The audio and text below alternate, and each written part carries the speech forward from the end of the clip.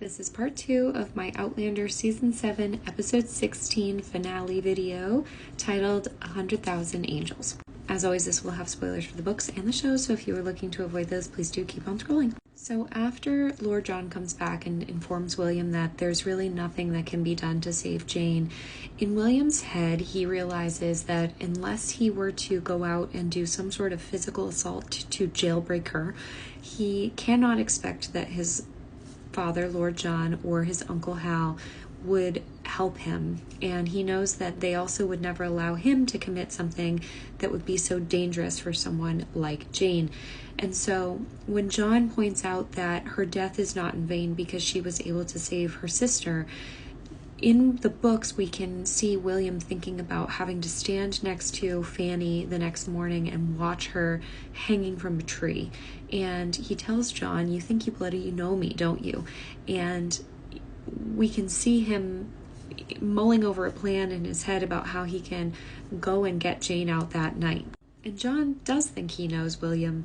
And I think now that William is, one, getting older, but two, becoming a man and probably having the influence of Jamie and seeing his actions too, he's more inclined to do the hard thing if it's the right thing. And I think Lord John hasn't seen this side of William yet, which is why I love his little smirk here, because he knows he's about to go do something behind Lord John's back, and he is none the wiser. We get an indication of the passing of time, and it has now been 1 week later. And we get this scene that I wasn't sure if they were going to include from the books, where Claire is concerned about damage to her kidney where the gunshot wound had gone through, and she wants to see if there's blood in her chamber pot, in her urine. And this is, again, like a scene I just never thought we'd get on screen, which is Claire peeing into a chamber pot. But in the books, it's Jamie's thoughtfulness and knowing that she would be worried all night if she didn't have the answer that brings Claire to tears. I think so much of the time when you're watching a show from this era,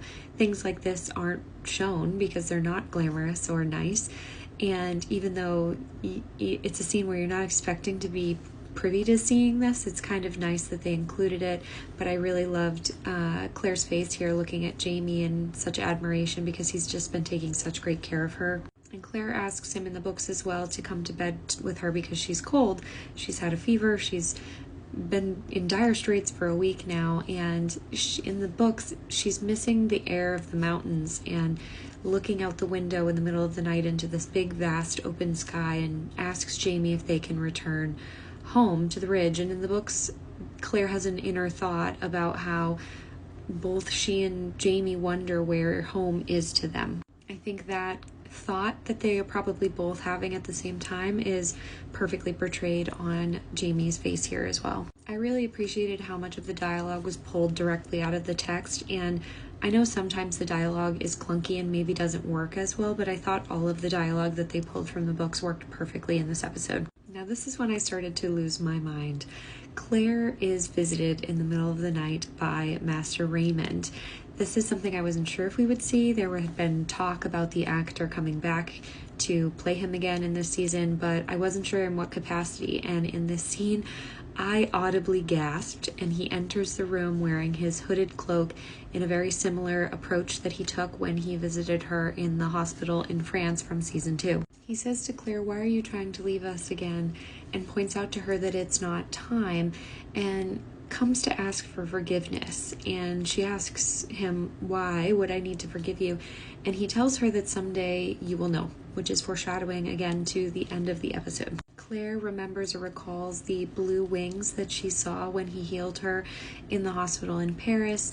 And again, we're meant to assume that she is having all of the thoughts of Master Raymond and things he's said to her in the past come back to her at this point in time. And just as quickly as he shows up, he kisses her hand and he leaves her.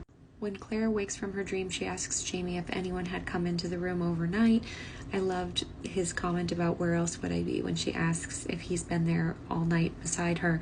And there's this sort of reworking of events from book 9, Go and Tell the Bees That I'm Gone, where Claire is telling Jamie about seeing the blue light with Master Raymond when he saved her and how he healed her. And they discuss at the point in the books Roger and his experience with a man named Dr. McEwen and they've kind of omitted that storyline from the show, so they reworked that here so that Claire could tell Jamie at this point about her experience with Master Raymond in France. Claire also tells Jamie that Master Raymond had said to her that he would see her again and that they all would see each other again.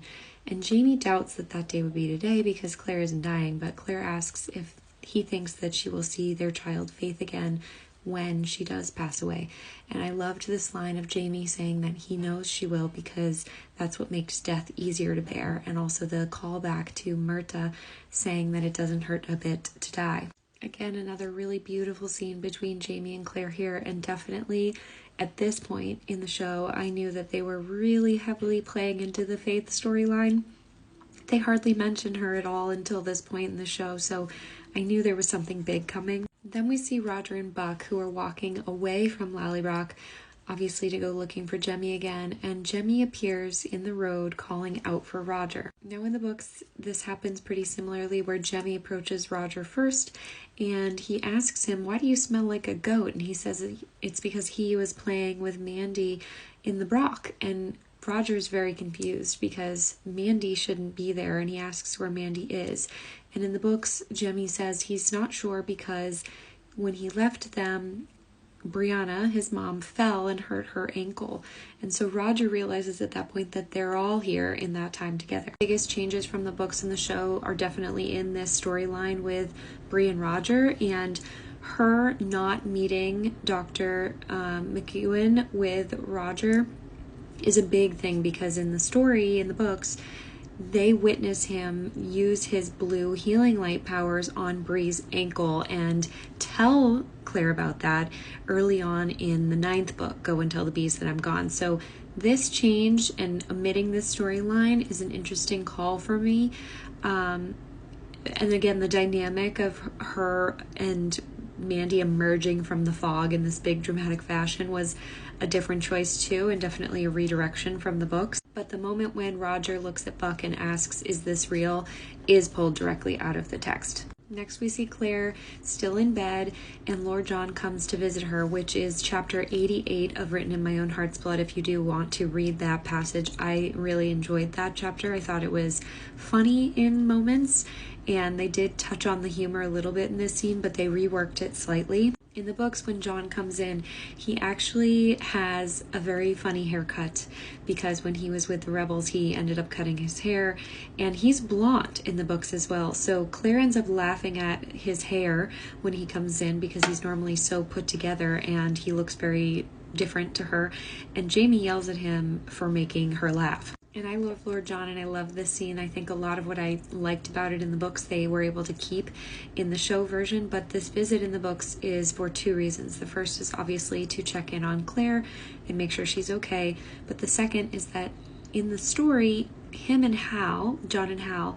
need permission from General Arnold to enter the city of Philadelphia so that they can look for William. William has gone missing at this point in the story and is looking for Jane and Fanny, and John and Hal suspect that this might be a ploy from Captain Richardson to pull William away from everyone again, as he's done so many times before. So obviously a slight reworking of the book here, but I love that the show added Claire thanking John for everything he did for her, for saving her life, and having this moment for both the viewer and, more importantly, Jamie, to witness how much John means to Claire, because I think he's still bitter about the whole interaction, and hearing that he saved Claire's life will help Jamie heal from this storyline a little bit, and I am glad we got to see it because I love Lord John.